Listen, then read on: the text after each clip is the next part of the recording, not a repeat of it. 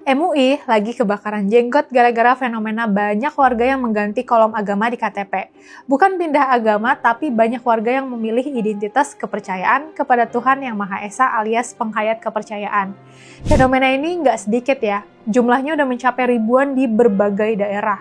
Di Jawa Tengah, sepanjang 2025 ada lebih dari 6.300 orang yang resmi mencatatkan diri sebagai penghayat kepercayaan. Di Blitar, Jawa Timur udah 78 orang. Dan semua ini ada dasar hukumnya, yaitu putusan MK nomor 97 PUU 14/2016 yang menegaskan penghayat kepercayaan berhak dicatat di kolom agama KTP. Negara wajib mengakui, bukan maksa orang nulis agama yang nggak mereka yakini.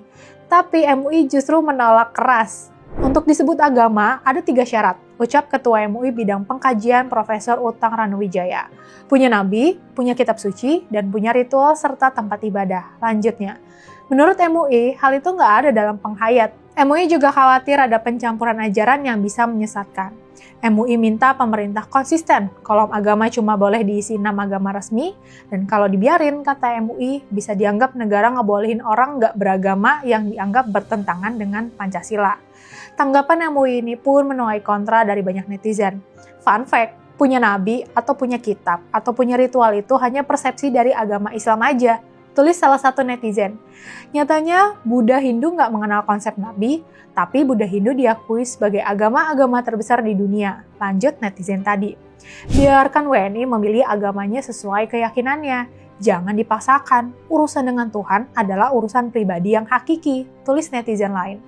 LSM Pro Keberagaman Sejuk ikut buka suara. Mereka kritik keras sikap MUI yang nyamain penghayat dengan orang tanpa agama. Lewat unggahan di Instagram, mereka nulis, identitas kepercayaan terhadap Tuhan Yang Maha Esa adalah hak konstitusional. Sejuk bilang, menolak pengakuan ini sama aja melawan keputusan hukum tertinggi. Sejuk juga ngingetin pencatatan di KTP itu pintu masuk hak-hak lain. Kalau penghayat nggak diakui, mereka bakal susah akses pendidikan, kesehatan, pernikahan, sampai pekerjaan. Jadi bukannya melindungi, pernyataan diskriminatif MUI justru bisa melegitimasi ketidakadilan. Penting buat kita semua sadari, penghayat itu jelas diakui secara hukum. Pasal 29 ayat 2 UUD 1945 menjamin kebebasan penduduk buat memeluk agama dan kepercayaan. Cuma di lapangan, kesetaraan antara pemeluk agama dan penghayat kepercayaan nggak berjalan, terutama sejak Orde Baru.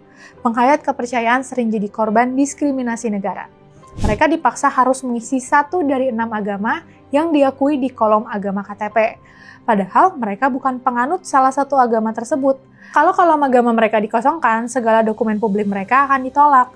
Dampaknya, mereka nggak bisa mengakses pendidikan, kesehatan, pernikahan, sampai pekerjaan. Makanya perjuangan penghayat kepercayaan soal kolom agama di KTP ini sebenarnya perjuangan mendapatkan martabat.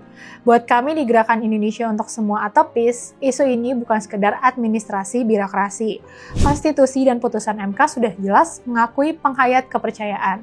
Jadi, membatasi mereka sama aja melawan semangat UUD 1945 dan putusan MK. Indonesia lahir dari keberagaman, dan penghayat kepercayaan adalah bagian sah dari bangsa ini. Narasi yang nyamain mereka dengan gak beragama jelas keliru, termasuk narasi yang merendahkan apa yang mereka percayai dibanding dengan apa yang dianut 6 agama yang diakui. Itu adalah sikap arogansi beragama yang sebaiknya ditanggalkan di negara yang beragam. Sebaliknya, pengakuan kepercayaan bikin data kependudukan kita lebih akurat dan adil. Dan keadilan hanya bisa dicapai ketika setiap kelompok sosial diberi ruang yang setara. Yuk kita jaga Indonesia agar ramah untuk semua.